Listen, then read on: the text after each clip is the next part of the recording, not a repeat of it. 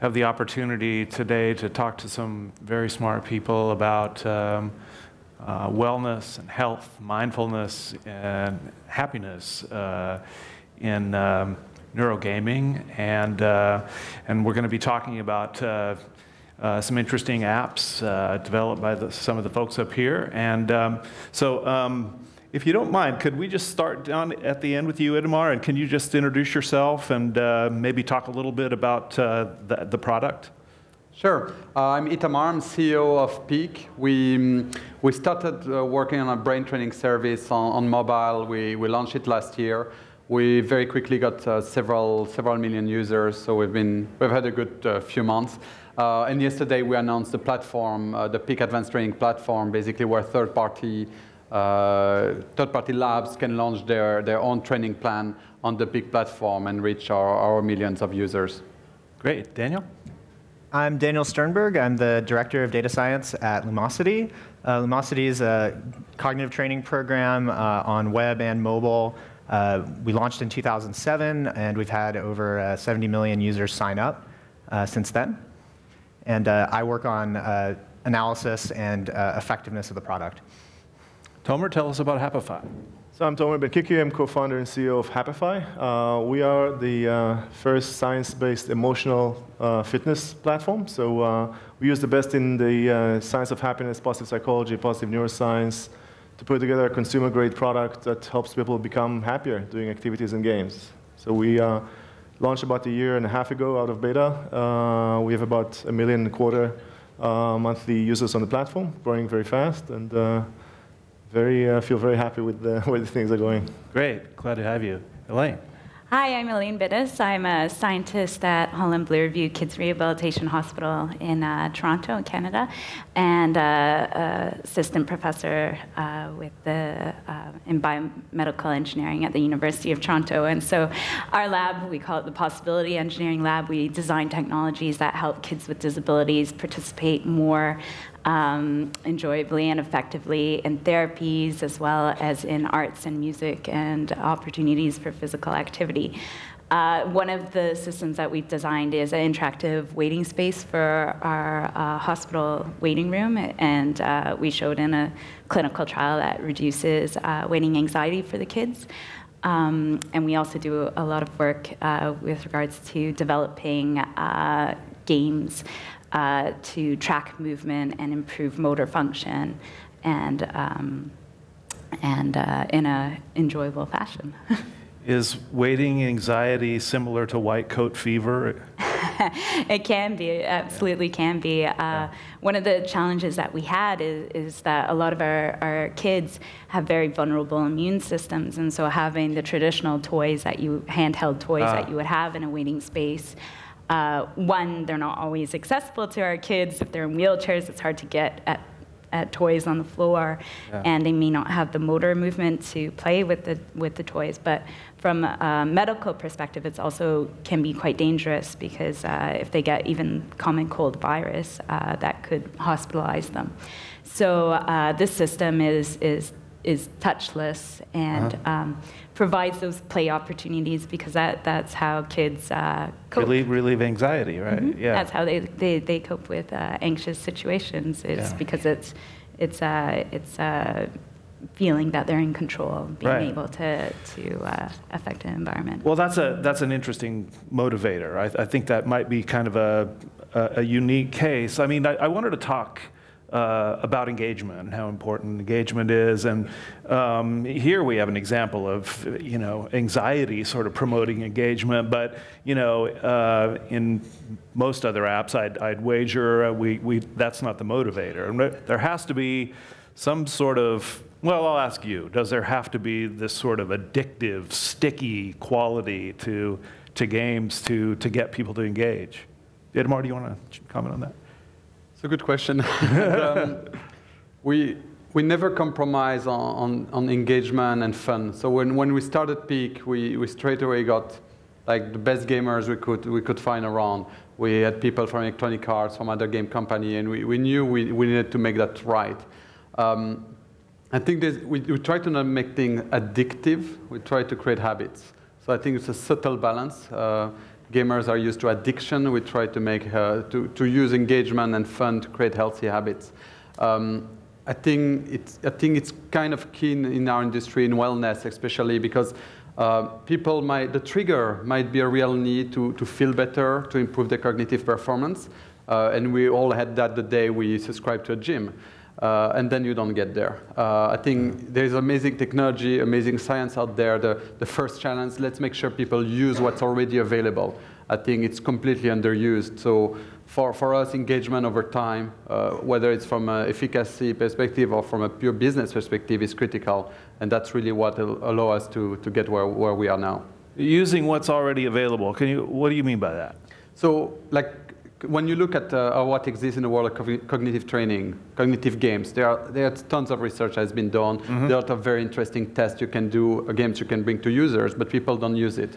So you have all these tools available, and I mean, Lumosity has been there for years, way for us, very good tools, but then how do you make 70 million downloads is already really good. How do you make 1 billion people use that and use it consistently over time? Yeah.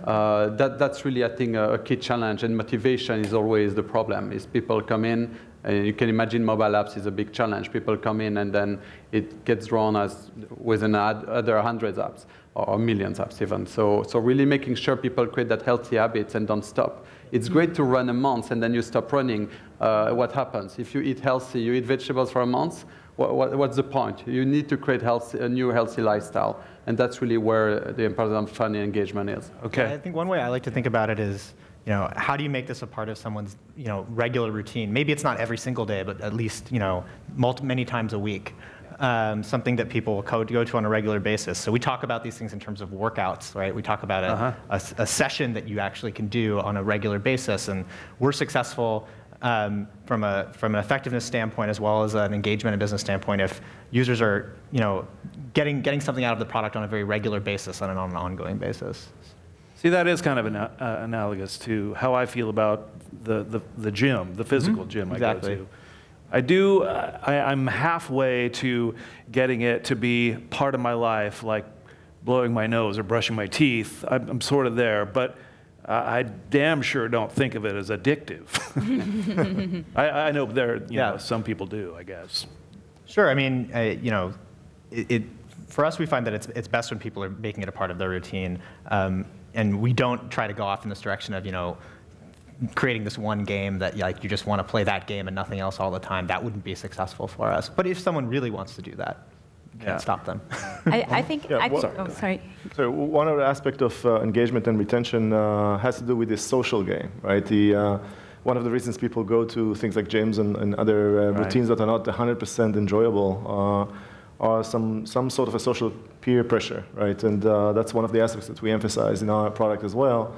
I think in a sense it's right to expand the notion of gaming to something that's beyond what sometimes is perceived as colorful tiles or moving objects around and solving some sort of a micro puzzle. Playing a social game is also something that the gaming industry has discovered in a sense about 5 years ago, and that blew up obviously with games like Farmville and so forth, where the pure gaming perspective of it actually might be watered down a bit, but the social component is very emphasized, and I think that's, in our case, it's proven to be one of the strong engagement engines. Tomer, I want to ask you to go a little further. If I'm a user and describe my first experience in Happify and then describe the social interaction that might follow that. Sure, yeah. So we have a mix of things that could be considered video games per se, but are driven by scientific principles that are delivered through a game, all the way to deeper reflective activities, for example, and so forth. And in that, on the latter, the gamified, I would say, part is the ability of users to actually share what they've done with other people, get support from them. People can like and comment and so forth. And I think there's a broader point where I think if we want to be successful in bringing to consumers these amazing, efficacious tools that have been discovered by the science, we have to tap into every single nook and cranny of successful consumer technology techniques that are becoming available. And these are things like Instagram and Pinterest and obviously Facebook and so forth. It's not just the games that people play on the Xbox and PlayStation. It's got to be anything that consumers like.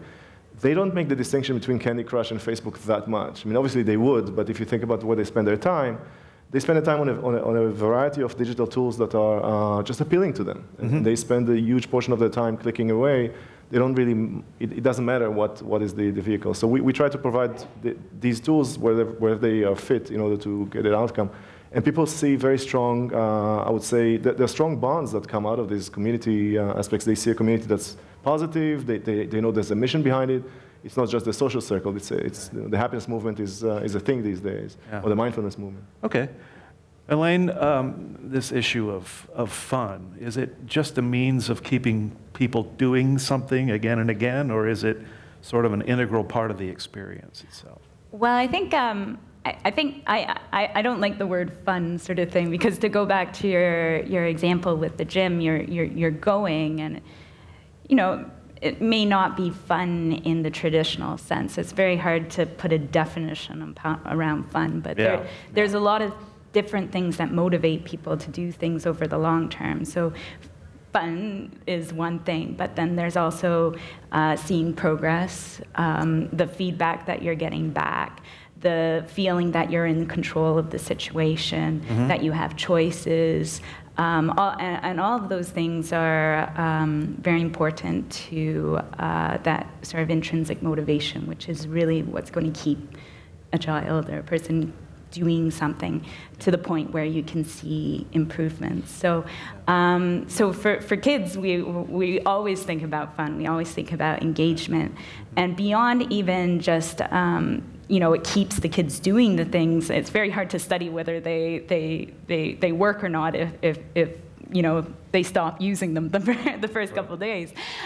So it's very important for adherence, but then it also creates sort of the release of chemicals and dopamine in the brain. It creates a very conducive brain environment for neuroplasticity and for change. And so that's extremely important from that perspective as well. We're starting to kind of touch on results and measurements. And so how do we go about building a presentation of results or improvement that's going to be meaningful or satisfying to users and help them come back? Itamar, can I start with you? So insights is a really integral part of Peak. So data visualization, we've put a lot of effort. And I think related to your point around, it's not about just the fun, it's about the reward at the end. Friends running marathon, if you ask somebody, are you having fun at kilometer 30? He's not having fun at that point in time, but the reward when he finishes is amazing.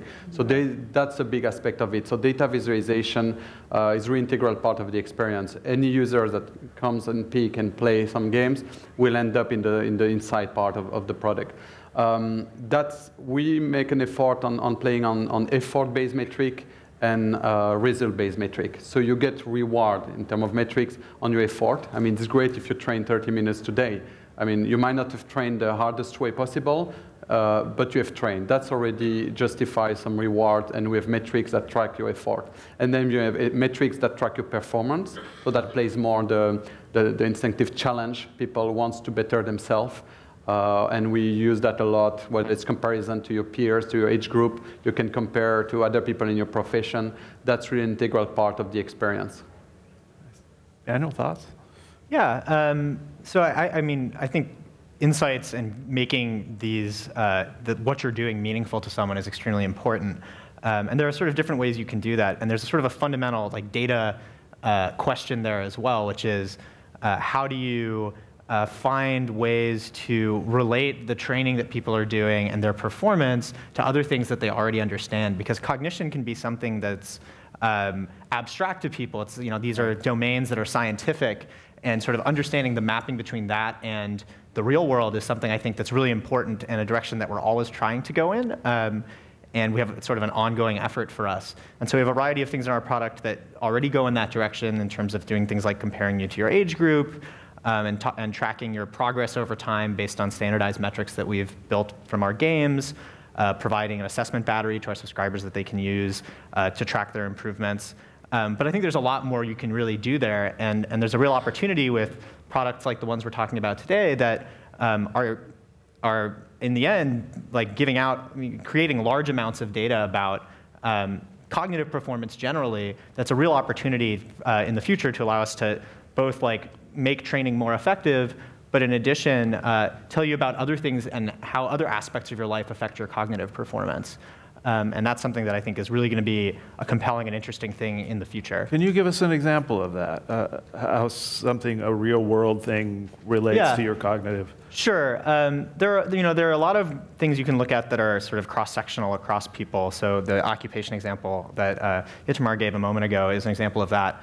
We've done some preliminary research. These are not things that actually are embedded in our product today, but we've presented them at conferences, looking at things like sleep. And how sleep affects cognitive performance, which has been really interesting. So we published a paper in 2013 in Frontiers in Human Neuroscience where we were looking at a very simple survey that we gave to a lot of users where we asked them about how much sleep they got on average and what their cognitive performance looked like. And the finding was pretty similar to existing findings, which was that when you ask people about how much sleep they get on average and just correlate that with performance controlling for things like age, gender, education, you find that people who report getting about 7 hours of sleep have the best performance. And that's, I mean, there was pre-existing data from large-scale surveys that suggested that. But that's a correlational analysis, and people who are reporting getting more than 7 hours of sleep may perform worse because they may be less likely to be employed, or there's a variety of other things that might go along with that. So more recently, we had a poster at last year's neuroscience conference where we were looking within individuals by looking at people who'd fill out another survey in our product where we actually asked you daily about your sleep. And what we found was that we looked at just people who had filled out that survey over 100 times, and there were about 60,000 of them over a one-year period who filled that out that many times. And what we looked at was, well, how does controlling for how well that person does on average, how do different amounts of sleep affect people? And in that case, we sort of found some different things. So for some types of tasks, we found that more sleep was generally just better. So for things like working memory, we found that more sleep was generally just better. But then we actually found that when we looked at a few of our games, including a game that requires verbal fluency and coming up with a lot of words quickly, we actually found that people were performing better when they got less sleep. And it's just an interesting finding. Yeah. I'm not exactly sure what to make of it yet, although one possible hypothesis is that this has to do with the fact that this task doesn't really benefit from inhibitory control. It actually, if you try to strategize too much, you're actually going to do worse at it. Right. And so it was an interesting sort of finding. I can't really back that up at this point. That's something there was just a compelling sort of conclusion of this might be one explanation for this finding. But so these sorts of lifestyle relations to cognitive performance could eventually allow us to tell people, to allow people to make better decisions in a variety of other ways as well. If I can jump on that for a second, the last few days we hear a lot about neurofeedback. You would play a game, you would get neurofeedback, the game will adapt. And what I love about what you say, it's an area where I'm very interested. Think about life as the game. And while you play cognitive training, actually you are assessed in real time, all the time. You talked about physical activity. What if I could show you that the days or the weeks you are training, you are running, or whatever other physical activity, your memory or your attention is increased? I mean, it's not anymore about the game. The game will impact your real life and your lifestyle. You will start running every week because you had a proof that impacts your cognition. I think that's where it becomes very interesting, is using the software to impact your daily life, and sleep is one of the areas. Yeah. That would be very powerful to me, because that is one of the reasons that I exercise. It's for mental clarity, but I have no measurement of that. And I think that would be something that would make me feel better about getting up at 6 in the morning and going to the gym.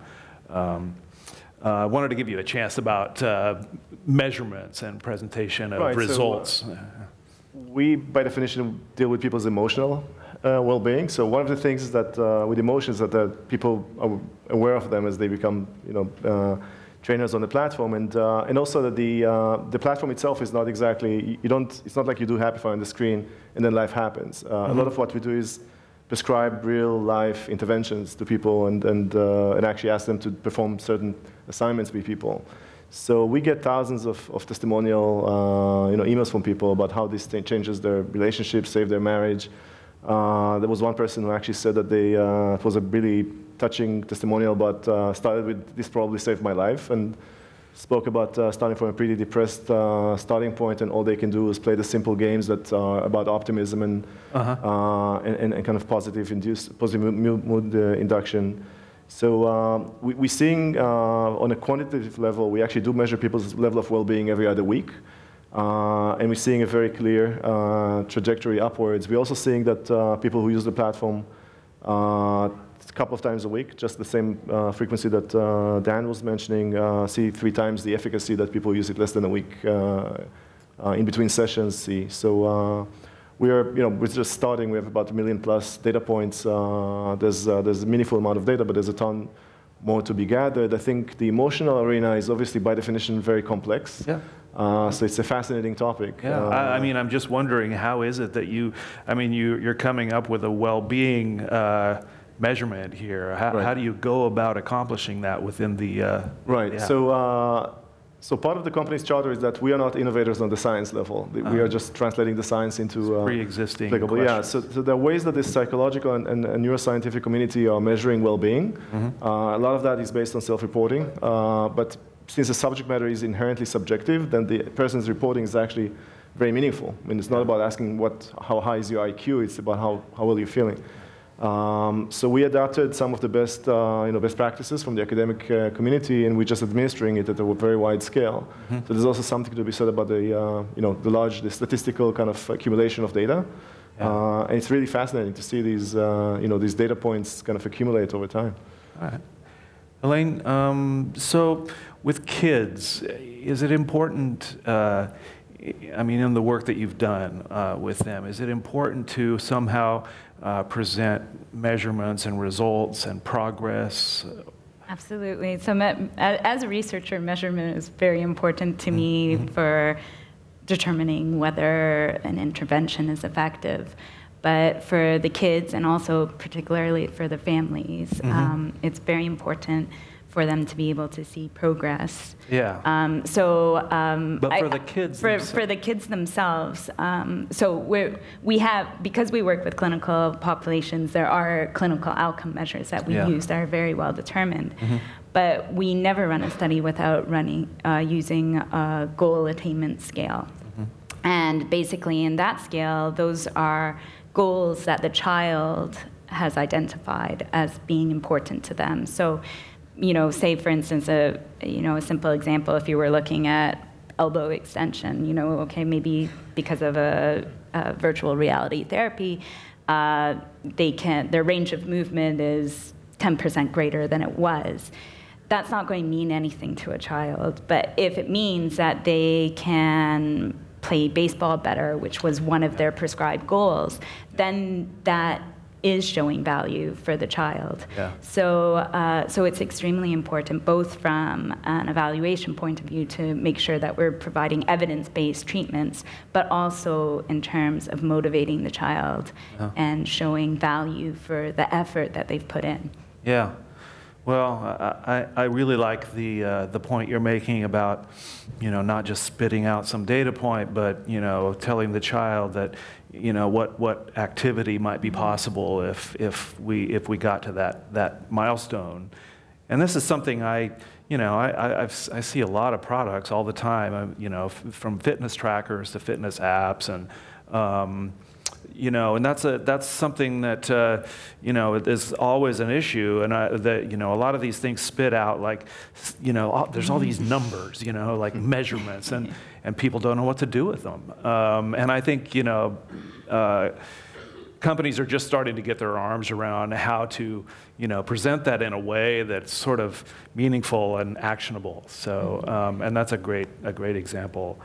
I wanted to ask you about how, I think we talked about this a little bit, but there's this sort of issue with education about what these type of apps do, and how do you, when there's a billion apps out there, a galaxy of apps of all different kinds, how do you get the message across to consumers about what the benefits of these type of apps are, and what they are? Is there anything special that can be done in terms of messaging and education? Well, I think it's important to strike a balance between, you need to be true to the science, and you also need to communicate it in a way that makes sense to a consumer.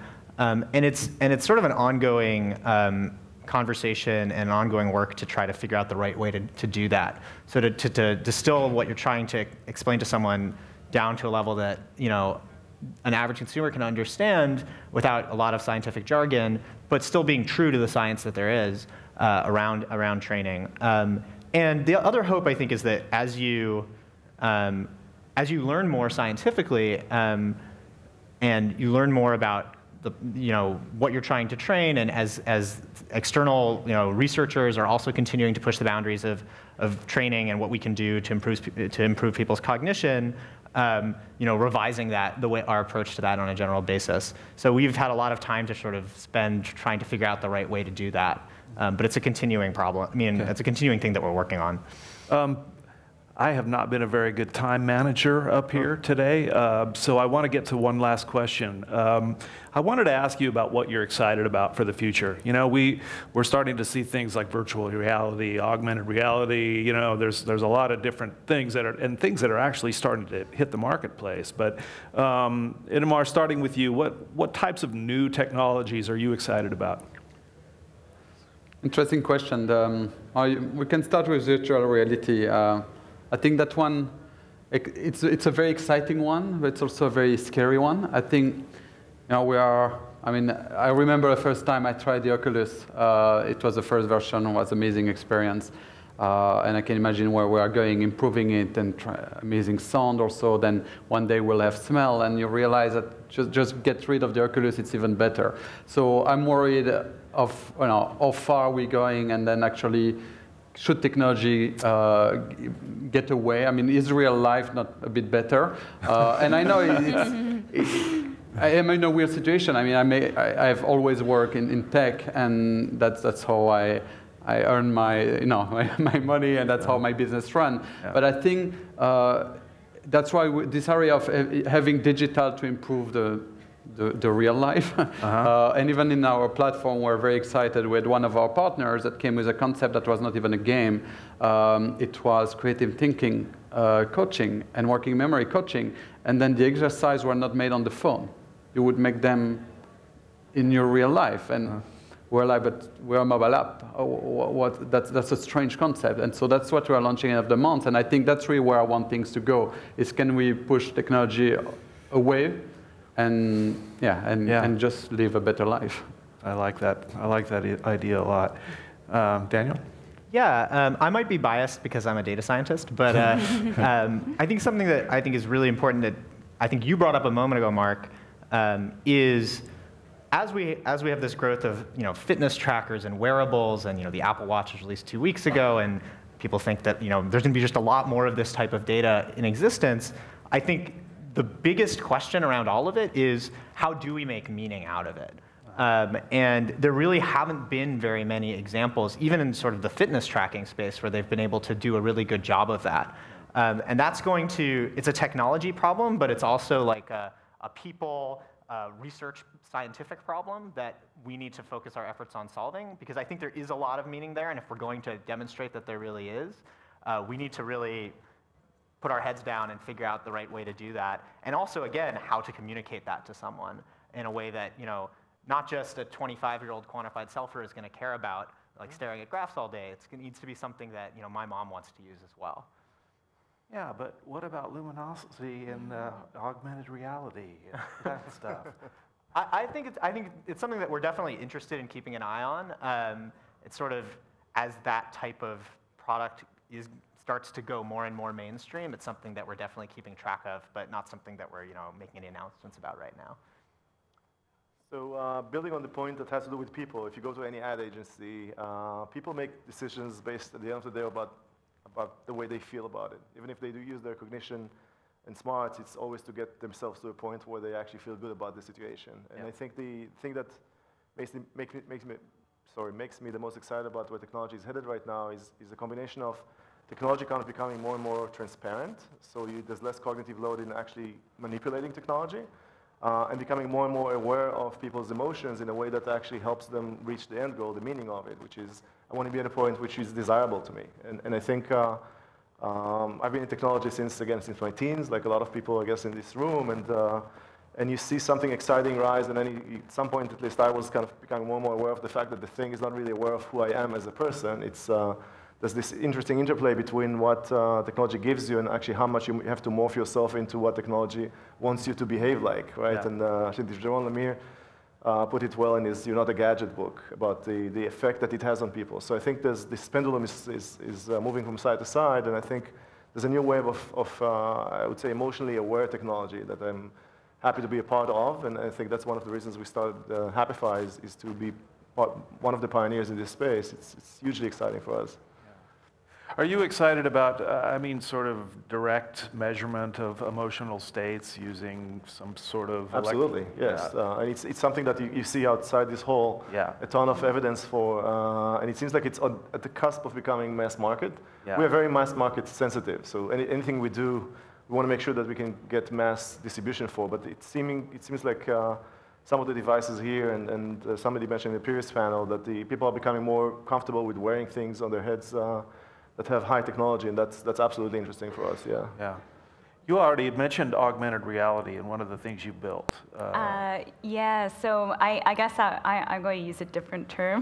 Not that we need another term, but I'm going to call it mixed reality. So that's a new one. I find it really exciting getting kids to be working with physical objects, but then having rewards in the virtual world. And I think in terms of rehabilitation therapy, that's the way forward, simply because we want kids to be able to interact with the real world. Mm-hmm. But then the other thing that I find really exciting is with virtual reality, the opportunities for, I guess, evening the playing field for kids with disabilities, to be able to get them engaged and connecting with their able-bodied or their typically developing peers and siblings. So, I mean, for us, you know, augmented or virtual reality, you know, you can certainly argue, okay, well, you know, put down the head-mounted display and just go outside and play soccer, sort of thing. Like, why do we need to create this realistic feeling of playing soccer when you can just go out and play soccer? But for some of these kids, they'll never play soccer. They'll never be able to participate in something like that in the physical world. But in the virtual world, it opens up possibilities that they don't necessarily have.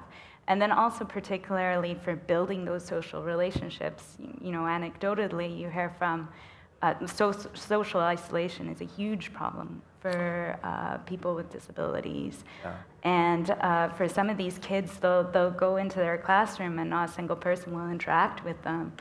But they'll come home and maybe be playing Minecraft online, and they can connect. And maybe it's stigma still, maybe it's because they have incontinence issues, and so physically they're, you know, people don't want to communicate with them when they're in the location, but the virtual world provides opportunities for that, where it's no longer an enhancement to their life, as many of these things are for us. It's actually being able to satisfy very core elements of being human, such as communication and participation and inclusion. Doesn't get much more core than that.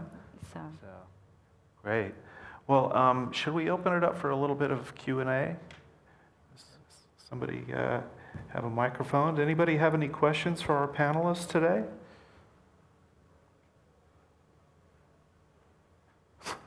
We must have covered everything. It's a perfect panel. Yeah. Okay.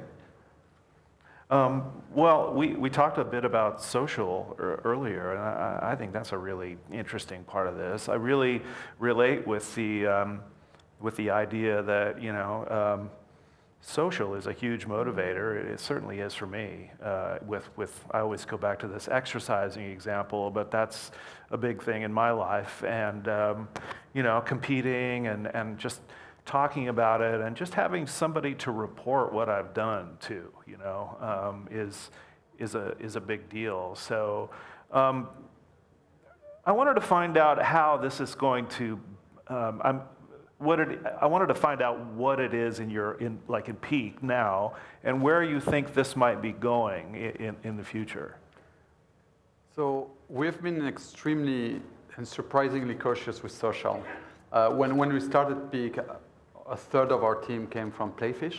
That was like a big social game company. Okay. We were acquired by EA, and everything had to be social. We had prototypes that were like social Peak. You wouldn't even imagine. It was Candy Crush meets Farmville meets Peak. And then what we realize is you don't, I mean, it's a very personal experience. You do not shout out there, guys, I'm like in the bottom 5 percentile in math. And there's a lot of shyness, and it's very personal. You do not want cognitive skills, cognitive state is something very, very personal. So we really tuned down everything at the start. And then we started looking back into that. And then we realized there are 2 very important triggers there. There's challenge.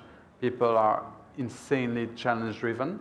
So that's one area where we started making some testing, more for engagement, because I think there's value. Anything that brings engagement for us is values. If someone is challenge-driven and that helps him better himself and work harder, I'm all for it. But then collaboration. Collaboration is really an area that it's a bit more rare in social, but something we're looking at because having like almost a support group, running with friends, going training, going to fitness with friends is always easier.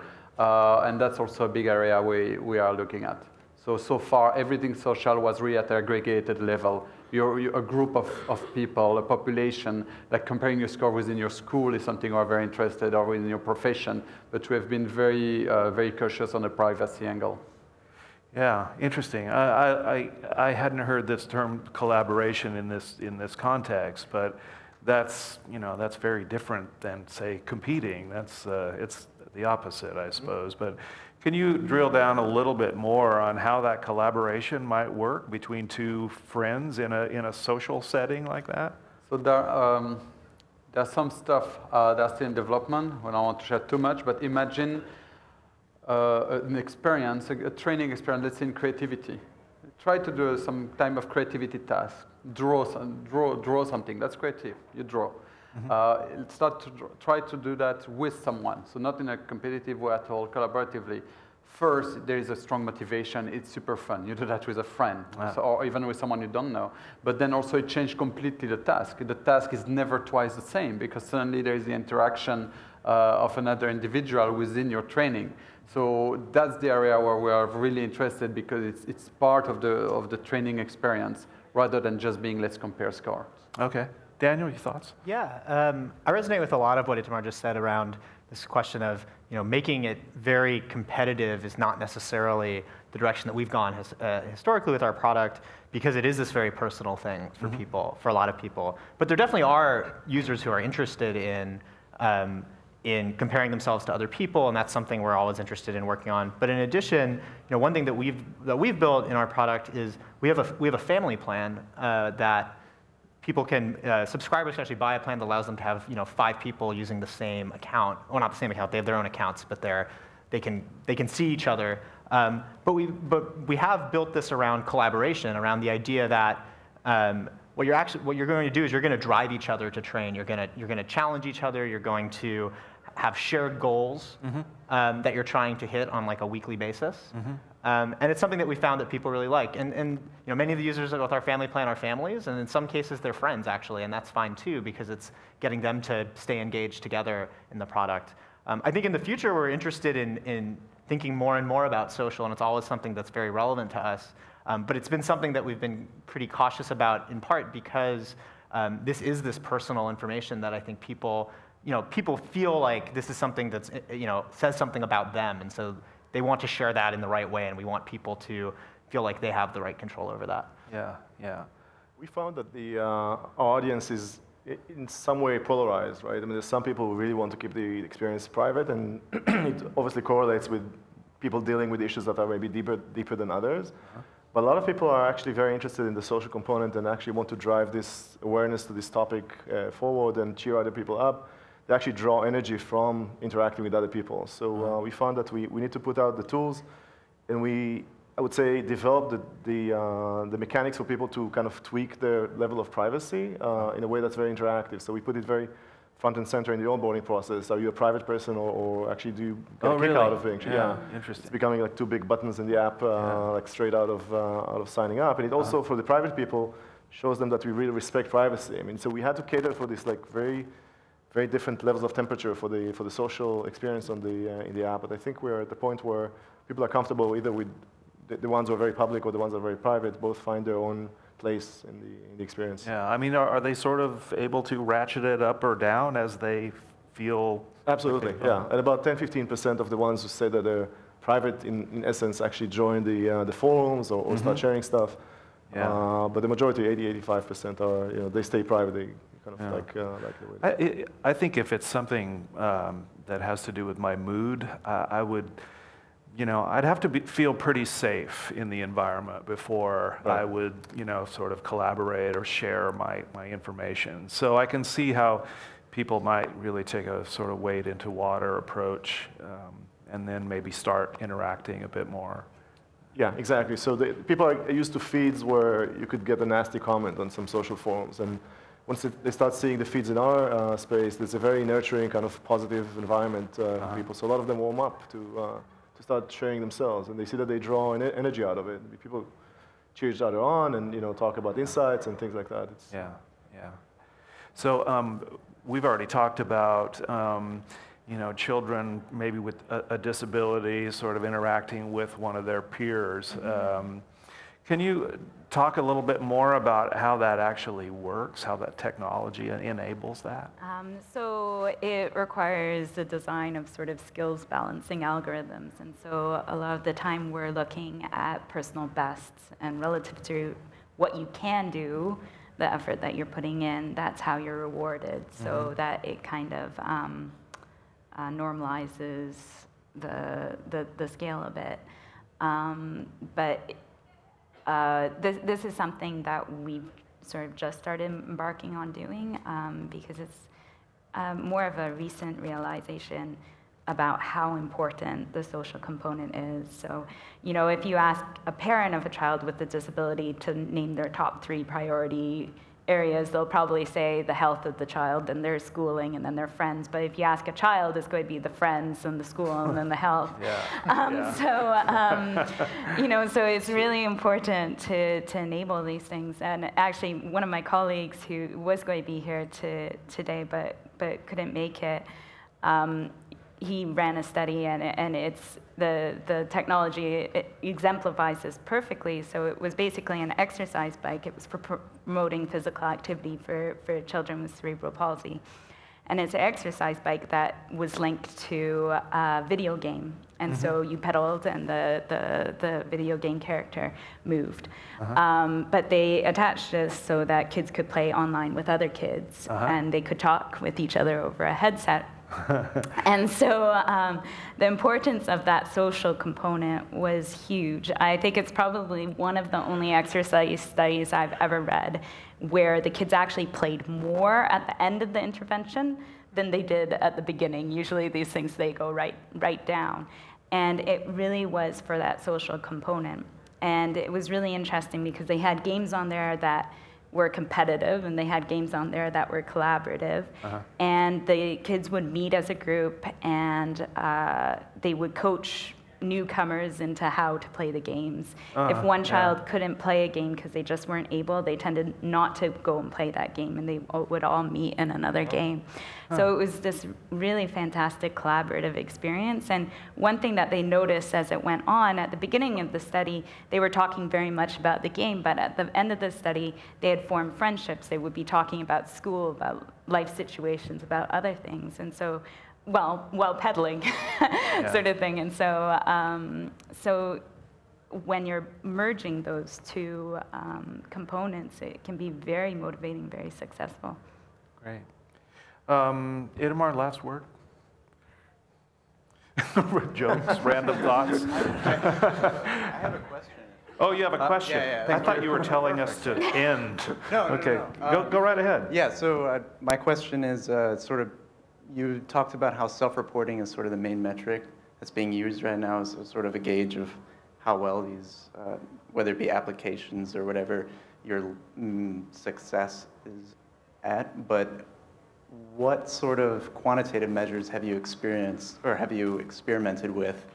And maybe what sort of iterations like, all right, actually this is not a really good gauge for what we're shooting for with our product or our application. Let's try a different thing or something like that. Sure. So there are other means that we are experimenting with. One is the starting to use sensors that are readily available. For example, the ability to measure some physiological metrics from putting your finger on a camera, for example, for a mobile device. And these are things that over time can give you a read on the user, especially if you match it up with other aspects. I mean, people take a pretty lengthy onboarding questionnaire on our service, and we know quite a bit about their state. So that's one aspect. Another interesting part is a collaboration we have with UPenn. Marty Seligman's postdoc team has been focusing on linguistic analysis. So yes, the information comes from the user, but this is, in this case, you can actually extract things like what is the gratitude vector of a user over time, looking at the words they choose to use when they write. And people write a lot of text on our system. Again, it's, the video games are very kind of, sexy to kind of show as an initial engager. But a good portion of what people do in the system is actually do real-life experiences and report back what they've done, or think about life in 10 years if everything has gone well, and things like that. So if you actually analyze that text, you can find a lot of interesting trends and even give the user some feedback. So these are things that are being built right now. We're working with UPenn closely on this front. I think these sensors will become more and more sophisticated and pervasive, and it's one of the exciting pieces is, again, making it's going to be more and more transparent to the user, so you wouldn't have to say explicitly. There are other things like analyzing voice, for example, which we're experimenting with. There's some exciting companies that can take a 10-second to 30-second sample of your voice and extract a ton of insight about your character and mood at the time that you were recording. So all these things we look forward to using.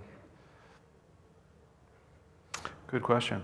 Do you have? Just didn't know if the director of data science had any. Oh, well, so I think the use of self-report, while we do have self-report questionnaires in some of our research, I think that may be more specific to a product like Happify. In the cognitive space, there are a variety of standardized neuropsychological batteries that you can use.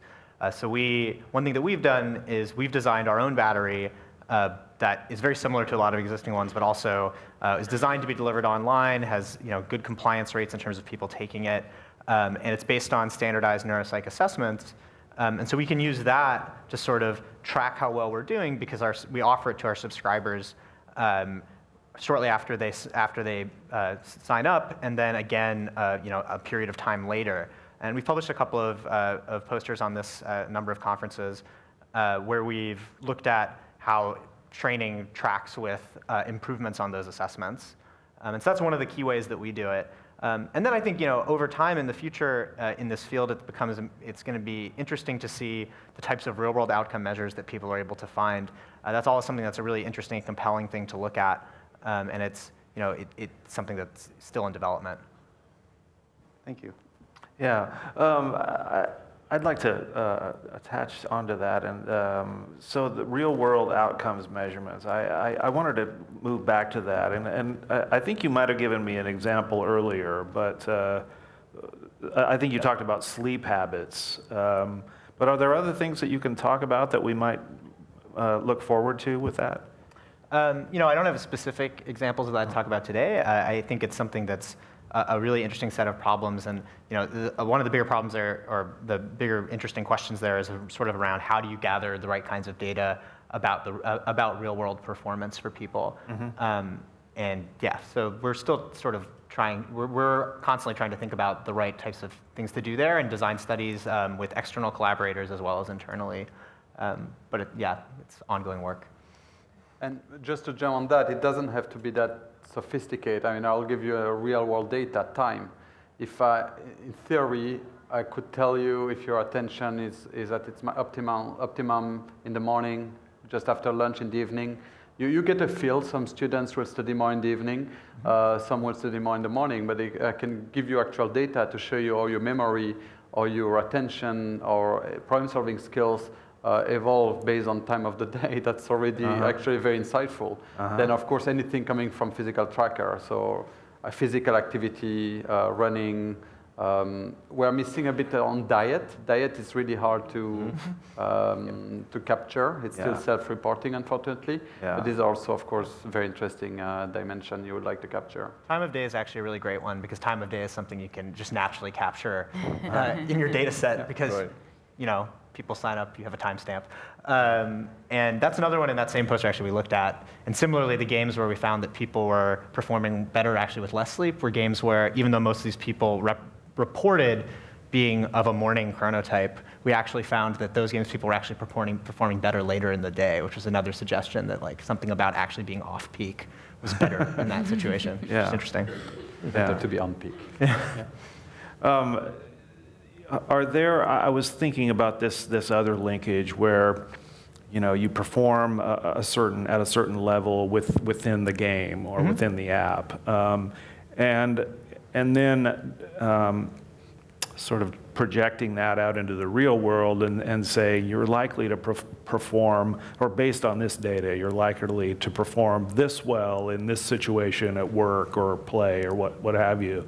Is that a part of the discussion, or? I think it's definitely something that we're interested in, and I think a lot of people are interested in that. There's, you know, even outside of the sort of training space, there's a lot of companies and startups and things that are interested in that. These questions around like measuring performance and relating that to things like workplace or things like that. I think it's an ongoing set of questions, and I again also think there's a more general sort of data gathering question there that's interesting, which is how do you go about getting the right type of data there and asking, whether it be a survey and you need to figure out the right way to ask someone about that, or you need to go partner with someone to work with them in a smaller scale to get some very well verified data about that. That's something we're thinking about for sure.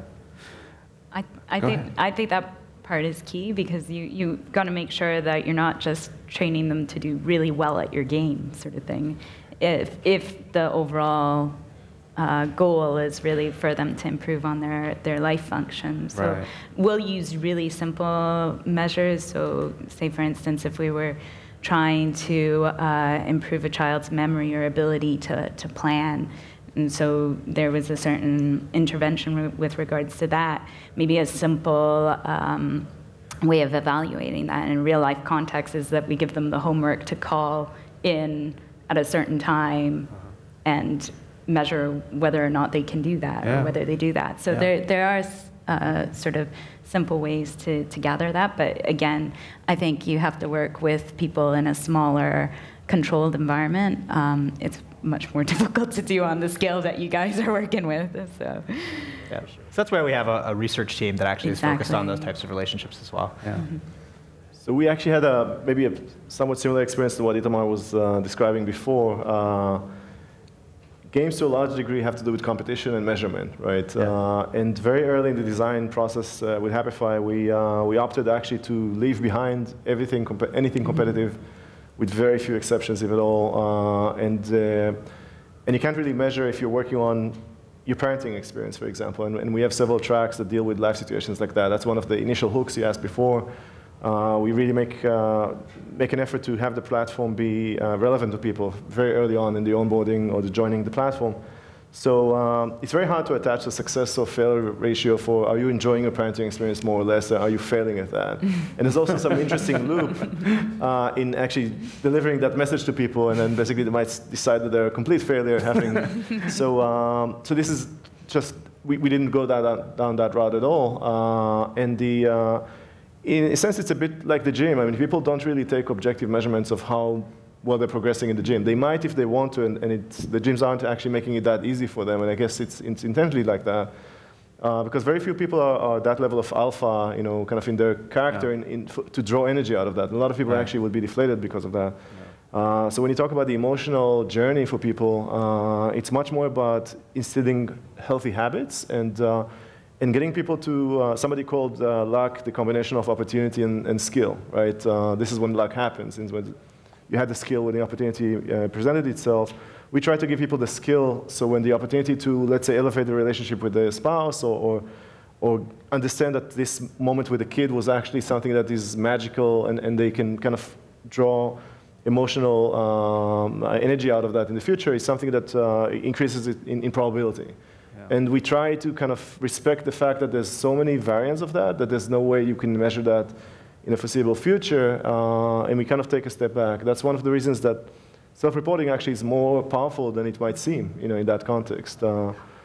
But I appreciate it's a very different kind of arena than a cognitive space where you kind of measure performance. And we measure it by, looking at how much benefit people get out of the platform subjectively. There's, again, a ton of testimonials and brand building in this regard. Yeah. So one last thing.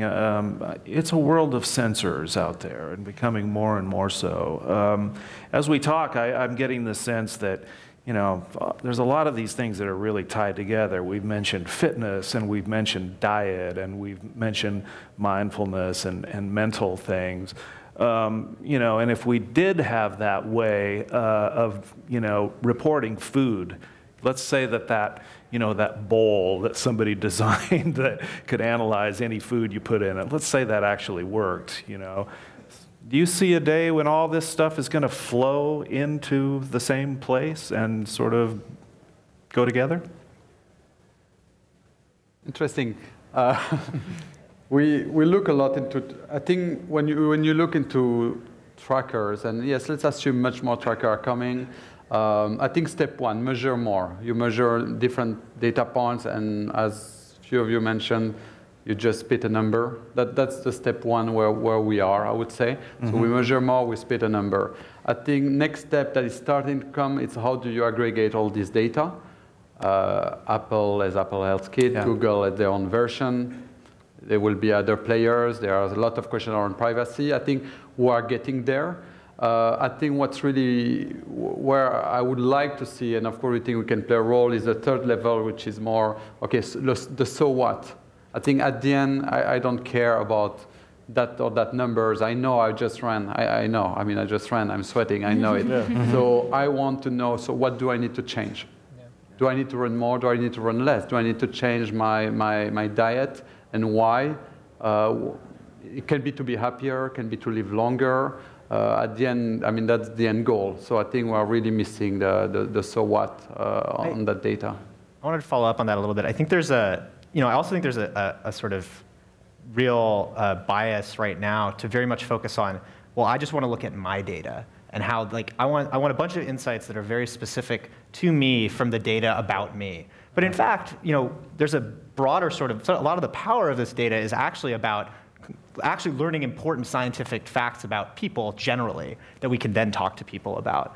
And I think that second step that Itamar was sort of starting to talk, or the third step about so what, I think actually a large part of that so what is going to be that there's a real opportunity to, when it comes to diet or something like that, we get news stories all the time about foods that are good for your brain or something like that, right? Yeah. But that's changing all the time. Someone does some observational study, it doesn't replicate, or maybe it does replicate, and there's back and forth. And there's a real opportunity to actually discover how meaningful are these things, how big are the effects of this particular diet on brain health over a long period of time. I think we're many years from being able to answer those questions. But this is sort of the first step in that direction. Tomer, thoughts?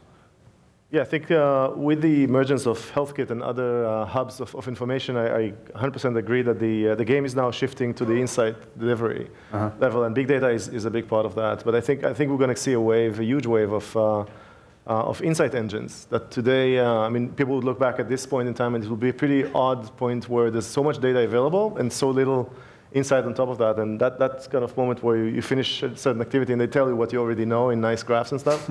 I think people are starting to, it becomes, there's so many data points per person that there's a huge vacuum in getting insights.